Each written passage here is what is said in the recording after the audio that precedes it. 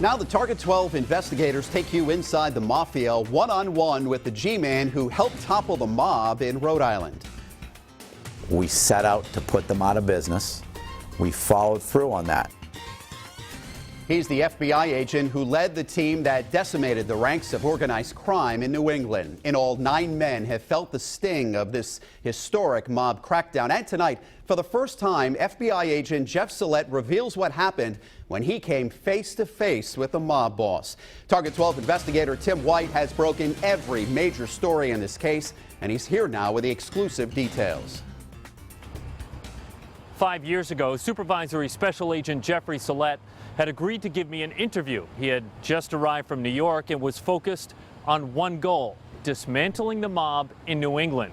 Today, big-name wise guys are locked up, and Sellette is moving on. When Jeff Sellette walked into a Federal Hill restaurant and pulled up a seat next to Luigi Baby Shack Smanacchio, the aging mobster didn't know who he was.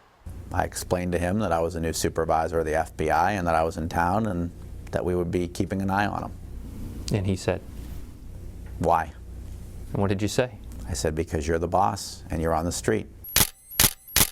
It was 2007, and at that time, investigators say Smanacchio ran the New England crime family.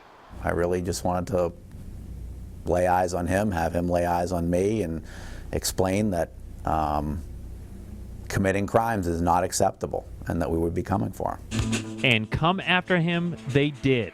The next time FBI agents paid Smanacchio a visit, it was for official business. Court documents revealed they intercepted a protection payment delivered by a runner from the Cadillac Lounge strip club. In the end, it was the shakedown of several adult entertainment businesses that ended Smanacchio's reign as boss. Investigators say he stepped down in 2009 when the heat was on. As Target 12 first reported, he was arrested in 2011 and is now serving 5.5 years for racketeering conspiracy. The threat in Rhode Island is substantially minimized to the point of being almost non-existent.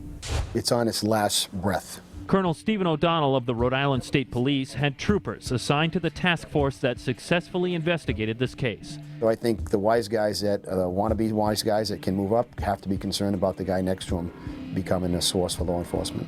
And that is just what happened. Court documents obtained by Target 12 reveal a high-ranking member of the crime family agreed to wear a wire and work with investigators.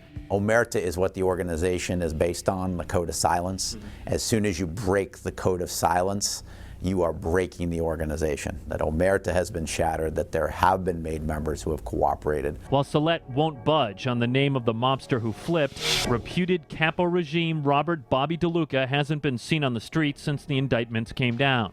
Multiple sources tell Target 12 DeLuca was also charged in the case. His whereabouts are being kept a secret. Prosecutors say the informant was poised to testify against his former boss, but Smanacchio decided to plead guilty, avoiding a trial. Before that ever happened, however, Colonel O'Donnell, like Sellette, also had a frank conversation with the former mob boss. The two men sat in a van transporting Smanacchio to federal court to face charges for the first time. O'Donnell asked Smanacchio if he too would be willing to come clean and cooperate. Smanacchio declined. I said, "You're going to die in prison." He's an elderly gentleman, and he said that you got to die somewhere. Now, he may or may not, but that's he's honoring that oath he took. There's not a lot of people out there like that anymore. 7 of 9 mobsters or associates in this case have been sentenced and are sitting in a prison cell as we speak. 2 more, including the reputed acting mob boss Anthony D'Annunzio of East Boston, will be sentenced in the coming weeks. With the Target 12 investigators, Tim White, Eyewitness News.